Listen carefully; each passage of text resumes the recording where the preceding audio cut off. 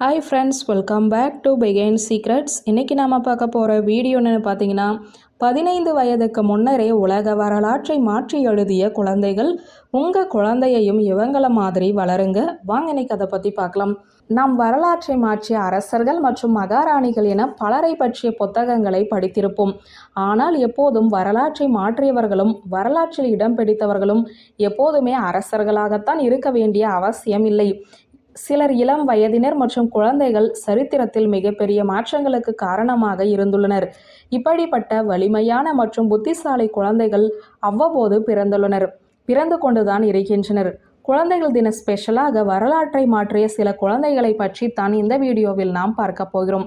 முதலில் zone of arc. 13 வயதில் அவர் கடவுளின் பணியில் இருப்பதாக நம்பினார். ஆனால் இராணுவ அனுபவம் இல்லாத போதும் 100 ஆண்டு கால போரின் போது ஆங்கிலேயர்களுக்கு எதிராக ஆர்லியன்ஸ் என்ற இடத்தில் ஒரு பெரிய வெற்றியை ஜோன் ஆஃப் ஆர்க் பிரெஞ்சு இராணுவத்தை வழிநடத்தினார். மற்றும் சார்லஸ் 7 1429 மீண்டும் ராஜ்யத்தை பெற உதவினார். ஆனால் ஜோன் ஆஃப் ஆர்க் ஆங்கிலேயர்களால் 1430 கைப்பற்றப்பட்டு 31 எரிக்கப்பட்டார். அவர் ஒரு பிரெஞ்சு தேசிய வீரராக ஆனார். 1920 புனிதர் பட்டம் பெற்று செயின்ட் ஜோன் ஆஃப் ஆர்க்கானார். அடுத்ததாக பாபி பிஷர். 1958 பாபி பிஷர் 15 வயதில் வரலாற்றில் கிராண்ட் மாஸ்டர் என பெயரிடப்பட்ட இளைய சதுரங்க வீரரானார். இது அந்த காலகட்டத்தின் மிக உயரிய பட்டமாகும்.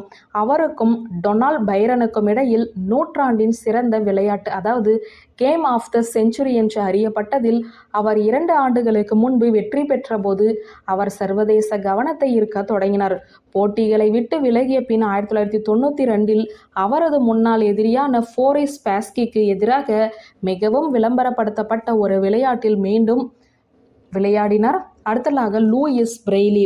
பார்வையற்றோருக்கான பிரெய்லி மொழியை 1824 லூயிஸ் பிரெய்லி தனது 15 வயதில் உருவாக்கினார். அவர் அதை மாற்றி விரிவுபடுத்தினார். 3 வயதிலிருந்து பார்வையற்றவராக இருந்த அவர் சிறு வயதிலேயே எழுதவும் படிக்கவும் ஒரு வழியை கருத்தரிக்க தூண்டப்பட்டார். பிரெய்லி 63 எழுத்துக்கள் கொண்ட குறியீட்டை கொண்டுள்ளது. புள்ளிகள் காகிதத்தில் பொறிக்கப்பட்டு ஒருவரின் விரல்களை பயன்படுத்தி படிக்கப்படுகின்றன. அவர் 1837 முதல் பிரெய்லி புத்தகத்தை வெளியிட்டார்.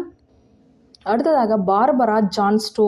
1951 16 வயதான பார்பரா ஜான்ஸ் வர்ஜீனியாவில் உள்ள ஃபார்ம் வில்லில் உள்ள தனது தனிமைப்படுத்தப்பட்ட பள்ளியில் தரமற்ற வசதிகளுக்காக மாணவர் வேலை நிறுத்தத்தை தொடங்கினார். அவரது செயல்பாடானது மக்களின் முன்னேற்றத்திற்கான தேசிய சங்கத்தின் 2 வழக்கறிஞர்களின் கவனத்தை ஈர்த்தது. அவர்கள் சிறந்த வளங்களுக்காக போராடுவதற்கும் சமத்துவத்தை கோருவதற்கும் அவரது வழக்கை நீதிமன்றத்திற்கு கொண்டு சென்றனர். மேலும் தனிமைப்படுத்தப்பட்ட பள்ளிகள் அரசியல் அமைப்பிற்கு முரணானவை என்பதற்கான அவரது போராட்டம் பயன்படுத்தப்பட்டது. அடுத்ததாக மலாலா யூசப்சாய். 17 வயதில் இந்த சிறுமிக்கு அமைதிக்கான நோபல் பரிசு வழங்கப்படுவதற்கு முன்பே தாலிபான்களுக்கு எதிராக கல்வி உரிமைக்காக அவர் பயமின்றி போராடினார். அவர் தனது கருத்தை பயமின்றி வெளிப்படுத்தினார். குல் மகாய் என்ற புனைப்பெயரில் ஒரு வலைப்பதிவையும் எழுதினார். பின்னர் 11 வயதில் அவர் BBC உருதுவில் எழுத தொடங்கினார். சிறுமிகள் எவ்வாறு வீட்டில் தங்க வேண்டிய கட்டாயத்தில் உள்ளனர் என்பதையும் விவரித்தார். மேலும் தாலிபானின் நோக்கங்களை கேள்வி எழுப்பினார். பள்ளிக்கு செல்லும் வழியில் அவர் தலையில் சுடப்பட்டார். 15 வயதாக இருந்தபோது அவர் பெரும் காயத்தில் இருந்து தப்பித்து உலகளாவிய அடையாளமாக ஆனார்.